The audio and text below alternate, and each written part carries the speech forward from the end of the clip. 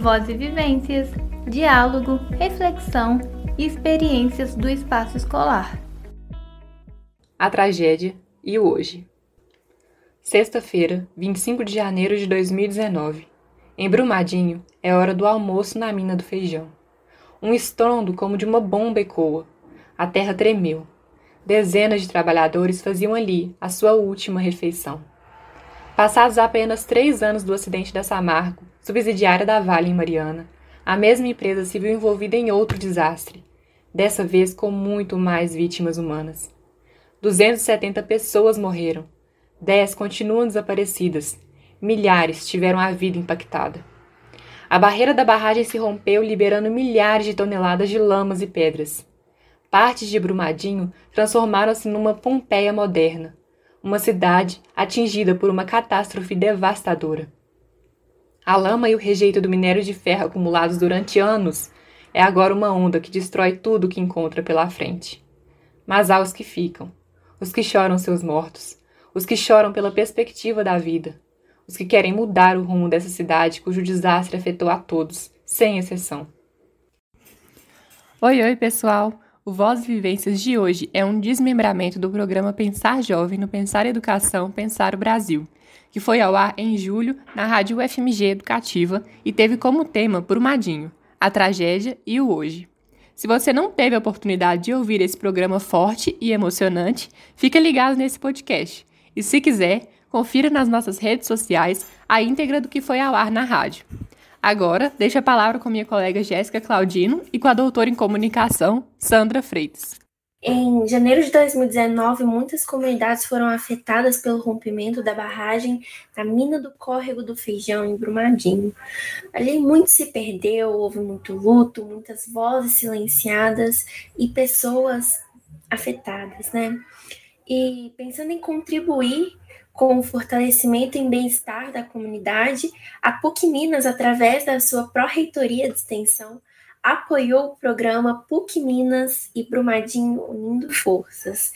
O programa, que tem 2 anos de existência, reúne 16 projetos em diversas áreas do conhecimento e auxilia o enfrentamento de problemas sociais, econômicos, culturais e ambientais decorrentes da tragédia. A área de comunicação e suas interfaces sociais do programa, vinculada à Faculdade de Comunicação e Artes da PUC Minas, é coordenado pela doutora em comunicação Sandra Freitas. E assim nós convidamos a professora para participar um pouco com a gente, conversar e apresentar para vocês um pouquinho do projeto e sua atuação. É um imenso prazer ter você aqui no Pensar Jovem. Sinta-se à vontade para apresentar e falar um pouco sobre o projeto PUC Minas e Brumadinho Unindo Forças. Muito obrigada pelo convite, eu estou muito honrada de poder compartilhar aqui um pouco da nossa experiência com vocês. Nós estamos em Brumadinho, como você indicou, desde 2019, quando houve o rompimento da barragem, o crime tragédia da Vale, né, causado pela mineração, que tem, infelizmente, em Minas, ela tem feito inúmeras vítimas, né, e no caso de Brumadinho foram, né, 272 joias, né, que a cidade perdeu. Quando nós chegamos em Brumadinho, a partir de uma decisão do nosso reitor, Dom Joaquim Giovanni Moll, de que a PUC deveria atuar naquele momento, logo após a tragédia, nós, diversos professores de institutos, faculdades, etc., no meu caso, a Faculdade de Comunicação e Artes, nós fizemos, então, um projeto para já começar em março. Nós começamos no dia 7 de março de 2019 e encontramos uma realidade realmente desoladora, porque nossa opção, até pela formação que temos, né, em jornalismo, em comunicação, foi de servir por meio da palavra, né, e da expressão da palavra, do desenho, das artes, enfim, tentar ser um respiro, possibilitar um respiro, né, para especialmente estudantes de uma escola pública. A nossa proposta foi bem focada, sabe? nós pensamos que dentro da escola, que já era um ambiente que nós conhecíamos bem, visto que era uma escola, que nós escolhemos uma escola de ensino médio, os alunos tinham mais ou menos uma idade próxima, ou pelo menos tinham vivido, no caso dos universitários, há pouco, né, uma realidade que esses jovens de Brumadinho estavam vivendo na escola, porém, com esse peso, né, com esse trauma da tragédia do rompimento da barragem. Então, a nossa proposta não era discutir temas importantes, transversais, ou discutir os impactos da mineração, nada disso. A nossa proposta era chegar e perguntar o que vamos fazer juntos para esse dia ser melhor. E foi assim que a gente chegou na Escola Paulina Aluoto Ferreira, a escola principal de lá, uma escola que, à época, tinha cerca de 800 estudantes, sendo que a escola tinha o curso médio integral, tinha também uma outra modalidade que convivia com a integral, que era o integrado, que era a pessoa estudava de manhã e à tarde ela escolhia apenas algumas disciplinas e ou oficinas que eram oferecidas, e tinha também somente o integral de manhã e à noite. À noite, o integral era o integral normal, mas também eles trabalhavam com a EJA, que é a Escola de Jovens e Adultos. E ainda, nós pegamos a última turma do curso de magistério, que depois foi, esse curso ele foi suspenso, né, pelo governo, e não é oferecido mais em escola nenhuma. E nós ainda pegamos a última turma, sabe? Então, trabalhamos basicamente com os jovens na parte da tarde e, posteriormente, com EJA, no segundo semestre já, com as pessoas da EJA, do magistério e do integral normal, sabe? Do ensino médio normal. E, enfim, nós chegamos com este objetivo, sabe, Jéssica? E estamos lá até hoje, numa boa convivência, né? Enfrentamos o ensino virtual, que trouxe muitos problemas, mas eu acredito que a estratégia de apenas compartilhar sentimentos, desejos, e não impor ali necessidades, né, de discussões temáticas, etc., foi uma estratégia acertada, pelo menos naquele momento, né? Sim, nossa, muito bom, Sandra. Você já deu uma introdução para a gente, né? Já passou aí bem pelo programa, já falou bastante do que move o programa, mas vai dar uma instada aí para a gente, fala para a gente o que moveu o programa, qual foi a maior motivação para dar a iniciativa e a criação para o programa? Olha, primeiro que num primeiro momento, Jéssica, eu particularmente, eu estava com dengue, né? Então, a diretora da faculdade me ligou, a professora Cláudia Siqueira, e me disse: olha, Sandra, preciso muito de você, porque o nosso reitor ele vai aportar um montante, né, de recursos bem substantivos para serem aplicados em Brumadinho, mas ele quer um projeto que seja um projeto de longo prazo. Cada faculdade, cada instituto terá que fazer esse projeto. Eu disse: olha, hoje eu estou com muita febre, eu cheguei do hospital, porque eu estou com dengue, Cláudia, e aí ela falou: puxa, nem sabia, me desculpa. E eu disse: não, mas Brumadinho, eu acredito que todos nós, mineiros, no mínimo, porque eu acho que é mais do que Minas, mas Minas especialmente, e os mineiros, né, nós como cidadãos, temos uma dívida com essas pessoas que morreram, tanto em Mariana como depois, posteriormente, em Brumadinho. E já Com houve outros certeza. acidentes com outras mortes, porque a minério-dependência, todos nós sabemos que ela apenas extrai. Ela extrai. A mineração, ela tira. ela dá muito pouco, né? Ela trata a vida das pessoas como alguma coisa que vale muito pouco, né? E aí a Vale tem um papel fundamental aí, né? A Vale SA, ela não levou em consideração uma realidade muito concreta, né, que existia em Brumadinho após já o crime de Mariana. A direção da empresa é notificada que havia essa possibilidade iminente, né, do rompimento e não faz nada, né? Então, eu acho que nós, cidadãos, que sabemos disso, que temos condição de ter esse tipo de informação, que temos uma formação bancada pelo Estado, pelos outros cidadãos, né? Nós temos, no mínimo, que ter uma visão crítica, uma visão contrária, né, a esse tipo de economia extrativista, né, que extrai a vida das pessoas, que é o que a gente tem, né, de mais bacana, né, quer dizer, desde o momento que a gente nasce até quando a gente vira estrelinha, né, então eu acho que isso é muito sagrado, né, e então eu já tinha essa visão de que eu devia muito a Brumadinho. Eu, Sandra, professora que pude fazer até o meu doutorado, foi pago pelo Estado, pelos cidadãos, né? Porque o meu doutorado é pela UFRJ, então eu tenho que retornar à sociedade alguma coisa, né? Porque foi a sociedade que me deu essa possibilidade.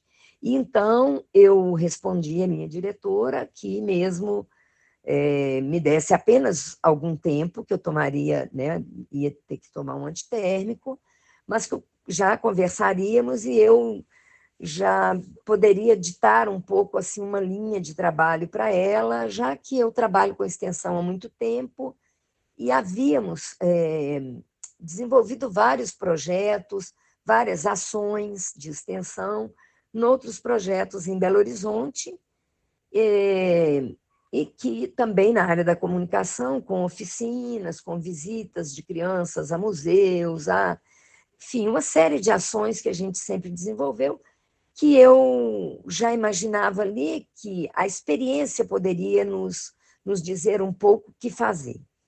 Aí, quando ela retornou a ligação, eu já tinha alguma ideia, disse, olha, acho que podemos repetir algo que fazemos nas práticas curriculares de extensão que existem dentro da Faculdade de Comunicação e Artes, porque a faculdade ela é assim, pioneira, a Universidade Católica, na própria curricularização da extensão universitária.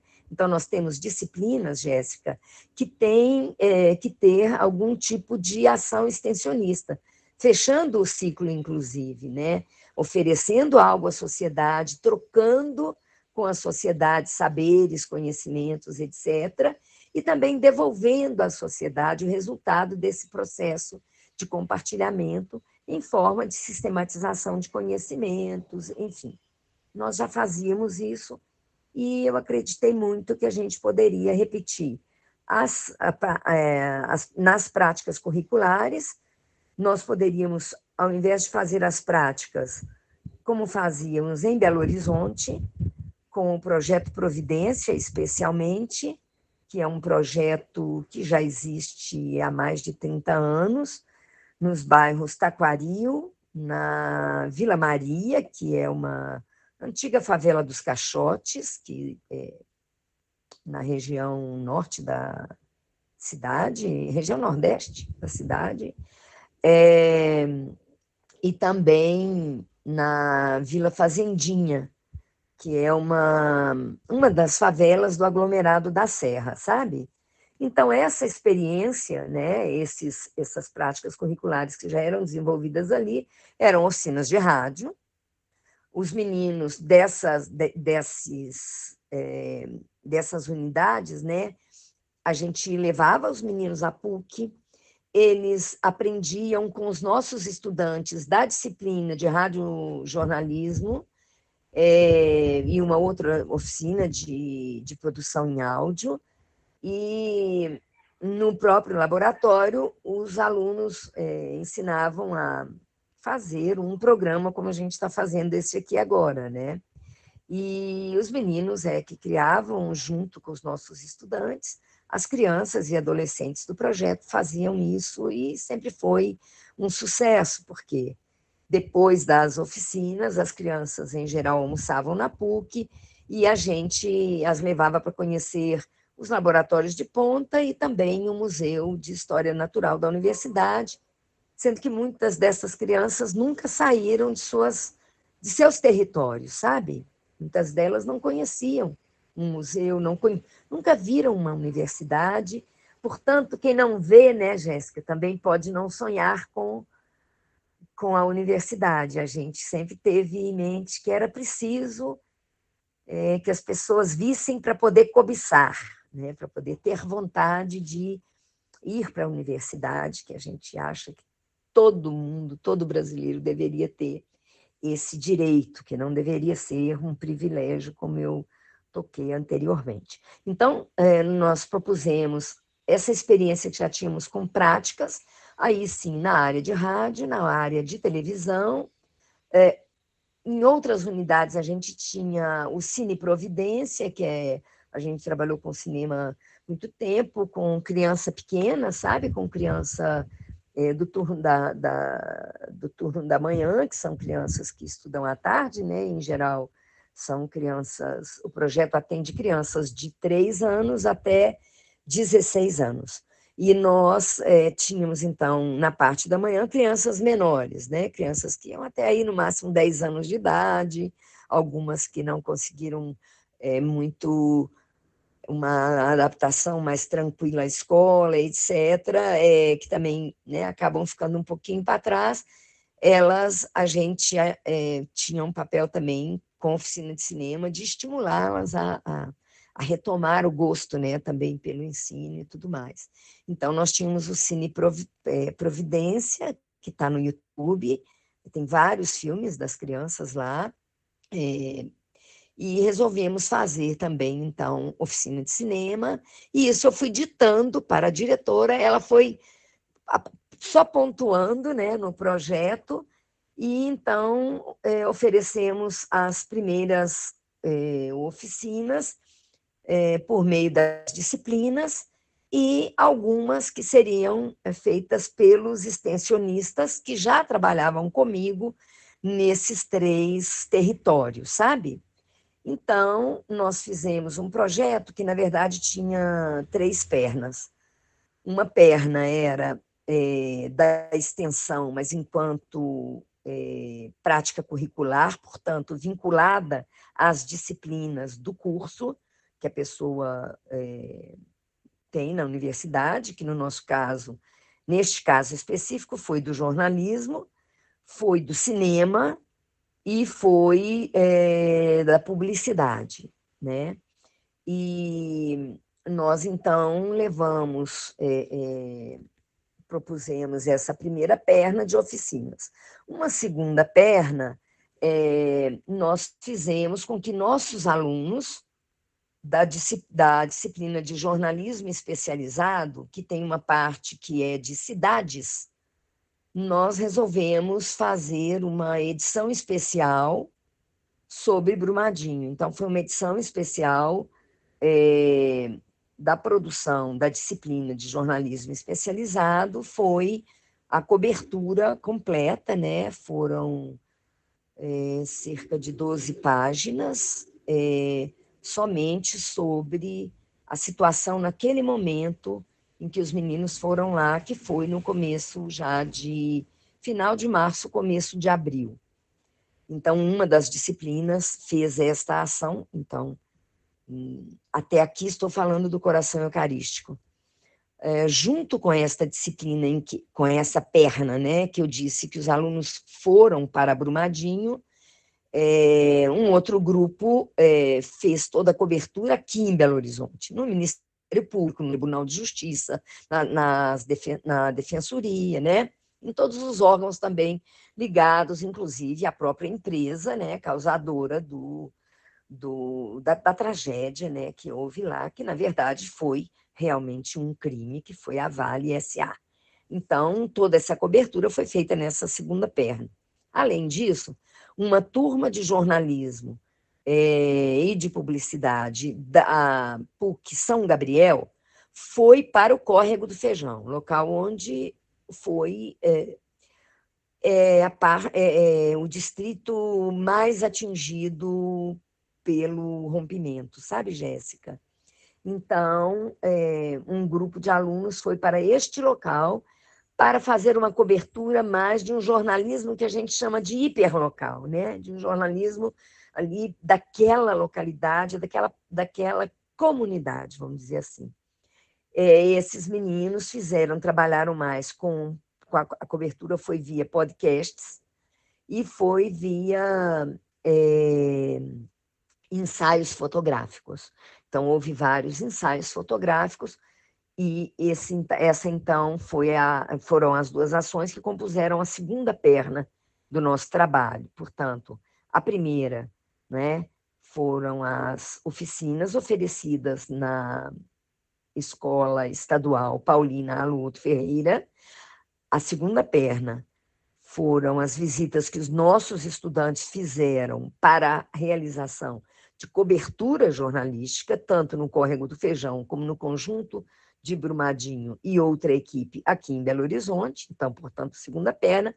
E a terceira perna, nós trouxemos os meninos da escola da Paulina e pegamos primeiro os meninos do primeiro ano do integrado, então eram meninos do ensino médio que ficavam o dia todo na escola, ou todos os dias, ou nos dias em que escolhiam determinadas disciplinas e oficinas para fazer.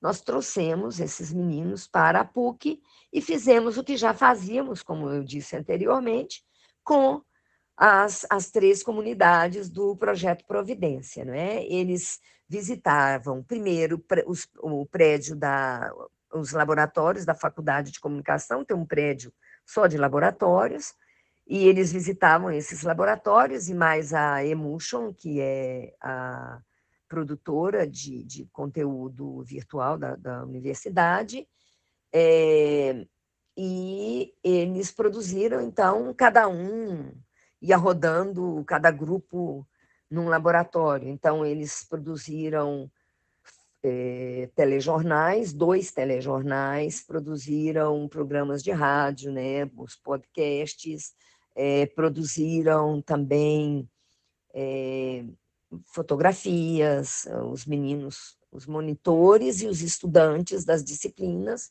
orientavam, né, cada dupla, cada trio, enfim.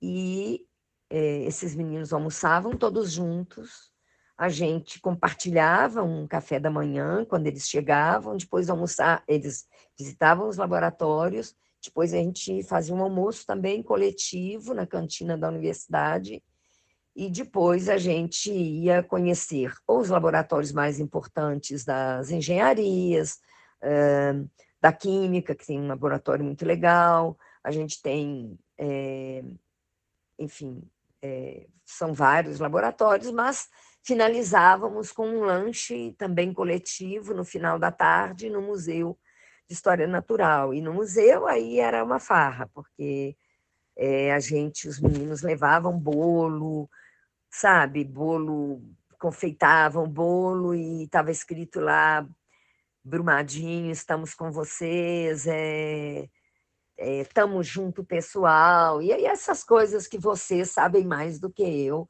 não é? Como é que vocês conversam e interagem, isso foi muito lindo, e foi, assim, eu acredito que isso foi muito importante.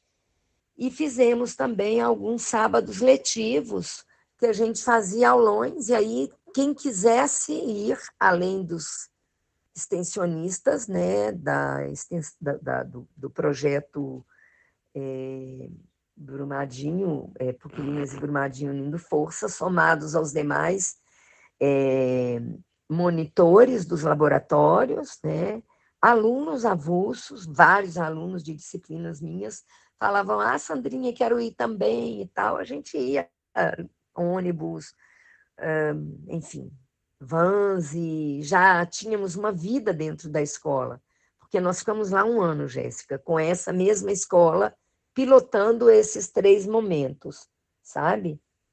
E no segundo semestre, nós fizemos não só a Paulina Luoto, mas fizemos também outras experiências, e assim, perguntando o que as pessoas queriam, do mesmo jeito que fizemos na Paulina. Nós fomos para a aldeia Pataxó Ranranhã e também para o acampamento Pátria Livre do MST. E desenvolvemos no Pátria Livre um trabalho bem bacana com os jovens e fazendo a mesma coisa. Lá nós grafitamos juntos, nós fizemos ensaios fotográficos, cada um fez o que quis, né? Câmera na mão de todo mundo, gravadores, etc. Todo esse material foi editado, devolvido. As fotografias nós fizemos exposição no acampamento, na aldeia nós retornamos mais 2 vezes, levando de volta as fotografias que os nossos alunos tiraram, mas também a que os indígenas quiseram tirar, e aí sempre as crianças vão à frente, sabe? E no caso dos indígenas isso é lindo, porque eles respeitam muito a criança, como todos nós deveríamos respeitar. Como dizia o Che Guevara, as crianças são sagradas, né? E o indígena sabe disso, né? E era muito lindo esse trabalho na aldeia, foi muito bonito e, enfim, nós terminamos 2019 tendo ainda uma escola rural também, né? Que nós também fizemos uma semana era uma semana de valorização da educação, e a diretora foi quem pediu, ela ficou sabendo que a gente desenvolvia o trabalho na Luoto, e pediu que nós fôssemos lá, nós fizemos também, no mês de novembro, e foi lindo, porque na escola rural, os meninos eles têm uma sede muito grande de novidades, porque eles têm pouco acesso à internet, eles têm pouco acesso a câmeras, né? Sabe? A escola tem o Instagram, a escola tem, né, o Facebook, mas o acesso, a questão do acesso em Brumadinho é um exemplo claro da dificuldade de acesso que existe em todo o país, não é? Essa exclusão digital, que eu acho que com a pandemia ficou claríssima, sabe? Mas então foi isso. Foi tudo isso que eu, né, te contei, que a gente fez em 2019. Perfeito, Sandra. Nossa, já passou por tudo aqui, não tem nem. Sim, muito bom que essa vontade de fazer a diferença possa contagiar as pessoas, né? A gente precisa de pessoas desse tipo na nossa sociedade hoje em dia. Sandra, fala pra gente aí que a gente sabe, né, que essas ações eram feitas de forma presencial, certo? E com a pandemia do novo coronavírus, houve uma modificação na estrutura do programa? E como vocês lidaram com isso e como vocês conseguiram manter as pessoas que já estavam dentro do programa e como foi esse acompanhamento durante a pandemia? Olha, Jéssica, a primeira coisa, nas escolas a gente demorou um pouco a reiniciar o trabalho, mas continuamos trabalhando com os professores, fazendo a escuta, não com os estudantes, mas com os professores. Por quê? Na verdade, o próprio governo do estado só vai botar em movimento o ensino à distância em agosto, né, no mês de agosto. E nós já chegamos, em fevereiro, já estávamos de novo fazendo contatos com todos aqueles com quem havíamos feito trabalhos, né? Nós tínhamos os endereços, os telefones, etc., quem tinha internet, a gente fazia reuniões virtuais para juntos tentar resolver este acontecimento, não é? Porque a pandemia ela nos atropela, ela chega e, enfim, no caso de Brumadinho, um segundo trauma, uma segunda camada de trauma, né, Jéssica? Todo mundo que já tinha vivido a tragédia do rompimento da barragem, com 272 mortos, todo mundo perdeu alguém, todo mundo perdeu alguma coisa, todo mundo foi afetado, todos são atingidos em Brumadinho. E isso em 2019, quando a gente estava, né, buscando a superação do trauma, porque no segundo semestre de 2019 a gente já tinha essa visão de que era possível, pela arte-terapia, pela arte, pelas oficinas, pela comunicação, a gente contribuir para a superação de traumas. A gente vivenciou isso já no primeiro semestre, a gente pôde ter uma visão mais clara de nossa atuação. E aí, quando quando chega a pandemia, a gente vê que Brumadinho e os moradores e os adolescentes com os quais trabalhávamos estavam afetados, né, duplamente, por um duplo trauma, sabe? Era uma segunda camada de sofrimento muito grande. E nós sofríamos juntos, porque se 2019 para nós foi um momento assim primeiro um momento também de trauma mesmo, sabe? De pensar como que nós da comunicação vamos conviver com pessoas, sabe, tão sofridas, com um sofrimento tão grande, né? Isso a gente aprendeu junto com eles a seguir, sabe? A seguir a vida, né? Foi um aprendizado enorme que cada adolescente de Brumadinho, cada morador, cada professor nos ensinou, não é? Como buscar superar o sofrimento, não esquecimento. Esquecimento jamais, jamais esquecer. Sempre lembrar, mas lembrar de um outro jeito. Lembrar de uma forma mais leve, lembrar de uma forma homenageando as joias que foram perdidas, né?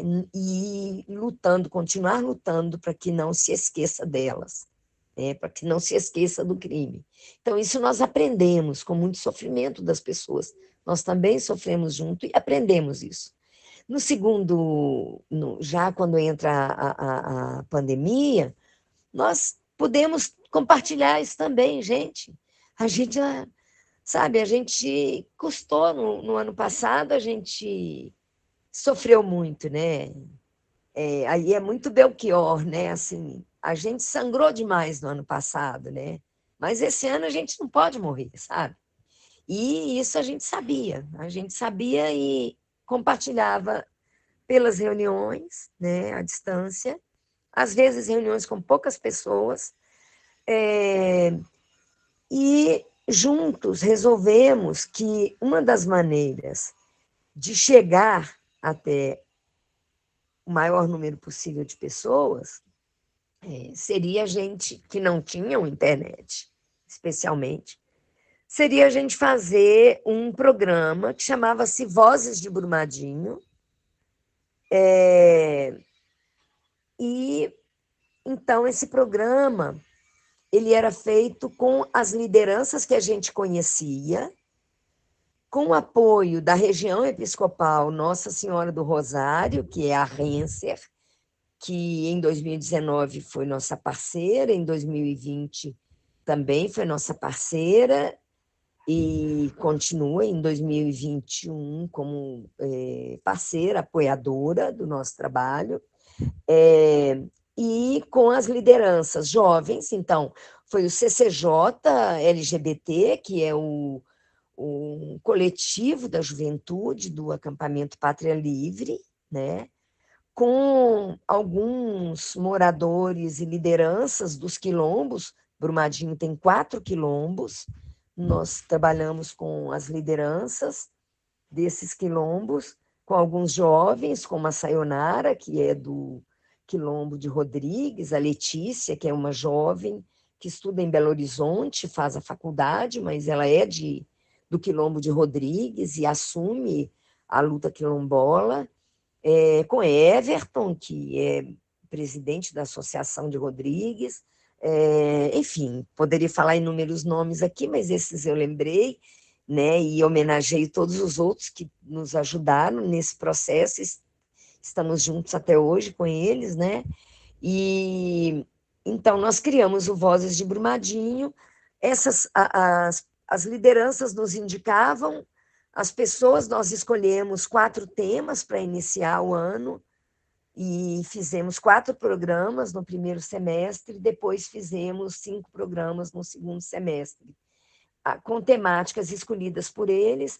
Obviamente, as primeiras, Jéssica, foram sobre a pandemia, como lidar com a pandemia, e aí nós tínhamos também dentro do Pátria Livre, um dos projetos do programa era um projeto que reunia medicina, fisioterapia e enfermagem, da nossa unidade de Betim, da PUC Minas.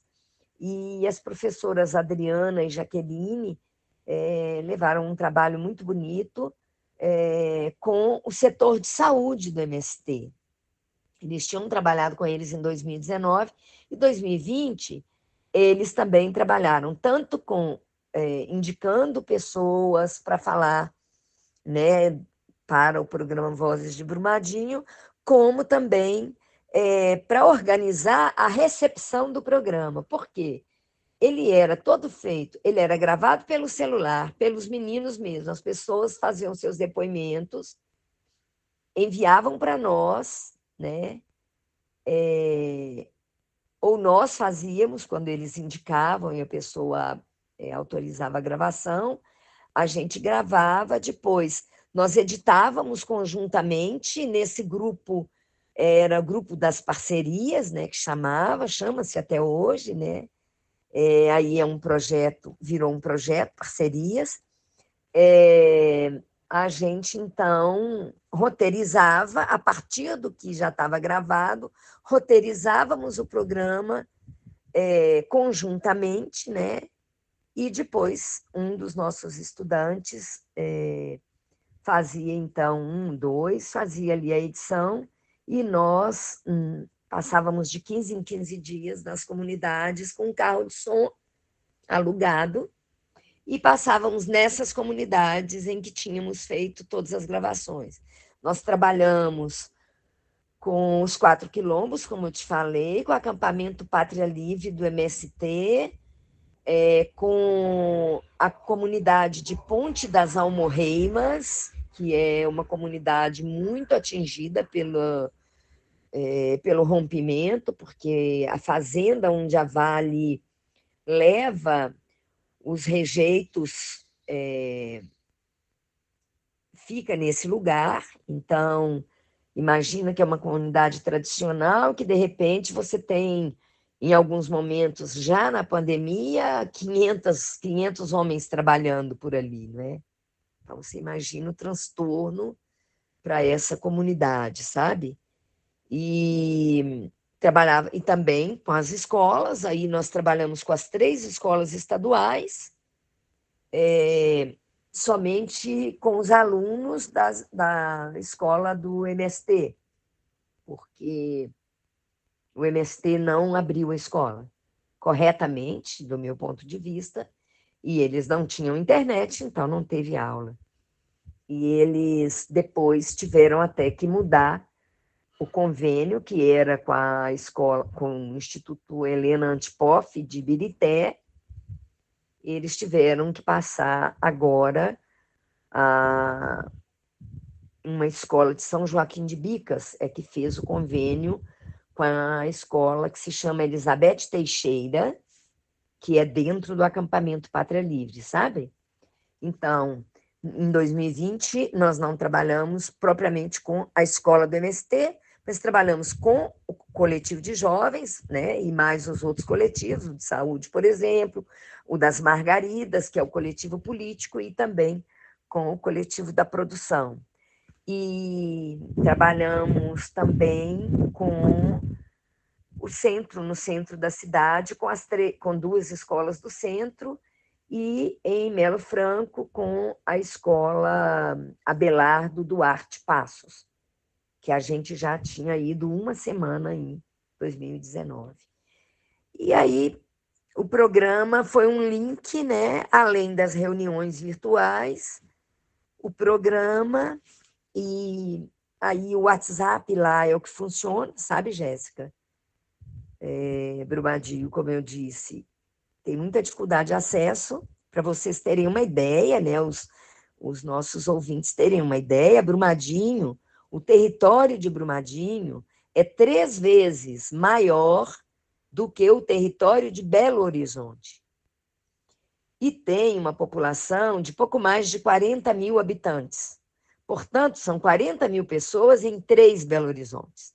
Então, imagina que você tem grotões. São distritos muito distantes uns dos outros. Então, quando eu falo que estamos em Ponte das Almorreimas, nós estamos num local bem distante. Cada um dos 4 quilombos são bem distantes uns dos outros. Quando eu falo centro da cidade, ele é muito distante de Casa Branca, por exemplo, onde também trabalhamos com um projeto muito interessante, que foi todo via Instagram, que aí a gente já trabalhou, foi na área da medicina veterinária. Enfim, eu poderia ficar falando horas, mas não é esse o caso. Nós nos reinventamos junto com os moradores, junto com as lideranças, junto com os jovens e junto muito com os professores das escolas, porque no segundo semestre do ano passado, nós retornamos para as escolas, mas as escolas estavam em busca de seus estudantes ainda. Mas nós trabalhávamos conteúdo para para os perfis de Instagram de cada uma das escolas, né?